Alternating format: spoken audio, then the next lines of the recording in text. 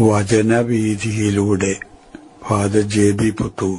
വിശുദ്ധ ലൂക്ക രചിച്ച നമ്മുടെ കർത്താവ് യേശുമിശിഹായുടെ പരിശുദ്ധ സുവിശേഷം. അധ്യായം 1, 67 മുതൽ 80 വരെയുള്ള വാക്യങ്ങൾ. സക്കറിയായുടെ പ്രവചനഗീതം. അവന്റെ പിതാവായ സക്കറിയ പരിശുദ്ധാത്മാവിനാൽ നിറഞ്ഞ് പ്രവചിച്ചു. ഇസ്രായേലിന്റെ ദൈവമായ കർത്താവ് വാഴ്ത്തപ്പെട്ടവൻ. അവിടുന്ന് തന്റെ ജനത്തെ സന്ദർശിച്ചു രക്ഷിച്ചു. തന്റെ ദാസനായ ദാവീദിന്റെ ഭവനത്തിൽ നമുക്ക് ശക്തനായ ഒരു രക്ഷകനെ ഉയർത്തി. ആദ്യം മുതൽ തന്റെ വിശുദ്ധന്മാരായ പ്രവാചകന്മാരുടെ അധരങ്ങളിലൂടെ അവിടുന്ന് അരുൾ ചെയ്തതുപോലെ ശത്രുക്കളിൽ നിന്നും നമ്മെ വെറുക്കുന്നവരുടെ കയ്യിൽ നിന്നും നമ്മെ രക്ഷിക്കാനും നമ്മുടെ പിതാക്കന്മാരോട് വാഗ്ദാനം ചെയ്ത കാരുണ്യം നിവർത്തിക്കാനും നമ്മുടെ പിതാവായ അബ്രാഹത്തിനോട് ചെയ്ത അവിടത്തെ വിശുദ്ധമായ ഉടമ്പടി അനുസ്മരിക്കാനും ശത്രുക്കളുടെ കയ്യിൽ നിന്ന് വിമോചിതരായി നിർഭയം പരിശുദ്ധിയിലും നീതിയിലും എപ്പോഴും അവിടത്തെ മുൻപിൽ ശുശ്രൂഷ ചെയ്യാൻ വേണ്ട അനുഗ്രഹം നമുക്ക് നൽകാനുമായിട്ടാണ് ഇത്. നീയോ കുഞ്ഞെ അത്യുന്നതന്റെ പ്രവാചകൻ എന്ന് വിളിക്കപ്പെടും. കർത്താവിന്റെ വഴിയൊഴുക്കാൻ അവിടുത്തെ മുൻപേ നീ പോകും. അത് അവിടത്തെ ജനത്തിന് പാപമോചനം വഴിയുള്ള രക്ഷയെക്കുറിച്ച് അറിവ് കൊടുക്കാനും നമ്മുടെ ദൈവത്തിന്റെ കാരുണ്യാധികോരം കൊണ്ട് ഉയരത്തിൽ നിന്നുള്ള ഉദയരശ്മി നമ്മെ സന്ദർശിക്കുമ്പോൾ ഇരുളിലും മരണത്തിന്റെ നിഴലിലും ഇരിക്കുന്നവർക്ക് പ്രകാശം വീശാനും സമാധാനത്തിന്റെ മാർഗത്തിലേക്ക് നമ്മുടെ പാദങ്ങളെ നയിക്കാനും വേണ്ടിയാണ്. ശിശു വളർന്നു, ആത്മാവിനാൽ ശക്തിപ്പെട്ടു. ഇസ്രായേലിന് വെളിപ്പെടുന്നതുവരെ അവൻ മരുഭൂമിയിലായിരുന്നു. വിശ്വസ്തതാപൂർണമായ ദൗത്യ നിർവഹണം. ക്രിസ്തുമസിനെ ഒരുങ്ങുന്ന ദിനങ്ങളാണല്ലോ നമുക്ക് ഇത്.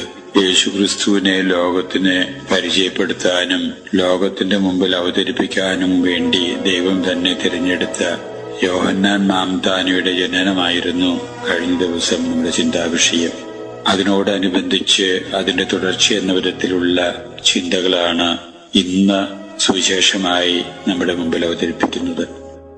8-ാം ദിവസം ഛേദനാചാരത്തിനു വേണ്ടി ദേവാലയത്തിലേക്ക് കൊണ്ടുപോയ ശിശുവിനെ ഛേദനാചാര കർമ്മം നടത്തിയതിനു ശേഷം ശിശുവിന്റെ പിതാവായ സക്കറിയാസ് അരൂപിയാൽ പ്രചോദിതനായി നടത്തിയ സ്വയം പ്രേരിത പ്രാർത്ഥനയാണ് ഇന്നത്തെ സുവിശേഷം എന്ന് പറയുന്നതിലെ തെറ്റില്ല എന്ന് വേണം വിചാരിക്കാൻ.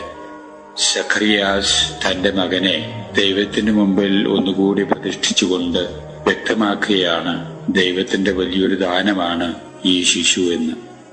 ലോകത്തിന്റെ പ്രകാശവും ലോകത്തിന്റെ രക്ഷകനുമായിട്ട് കടന്നു വരാനിരിക്കുന്ന യേശുവിനെ ലോകത്തിന്റെ മുമ്പിൽ അവതരിപ്പിക്കുക എന്നുള്ള ശ്രമകരമായ ദൗത്യമാണ് തന്റെ ഈ മകൻ ഏറ്റെടുക്കാനിരിക്കുന്നത് എന്ന ആ സത്യം പിതാവ് ഓർമ്മിപ്പിക്കുന്നുണ്ട് ആ പ്രാർത്ഥനയിലൂടെ.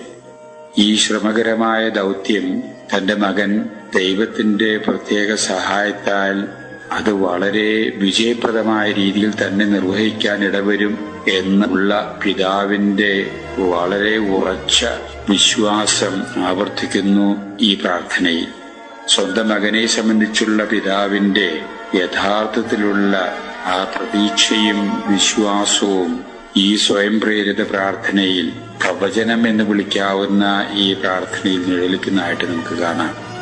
ഈ പ്രാർത്ഥനയിൽ ഒരു കാര്യം വളരെ തെളിഞ്ഞു വരുന്നതായിട്ട് നമുക്ക് മനസ്സിലാകും.